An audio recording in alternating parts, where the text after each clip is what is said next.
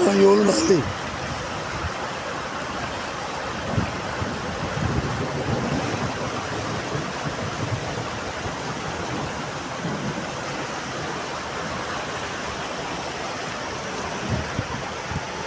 Boşa gidelim. He? Nasıl gideceğiz hadi? Ya ben gidip var ya.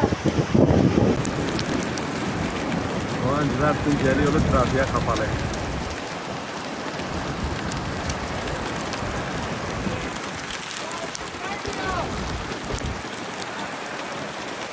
Yol tamamen kapandı.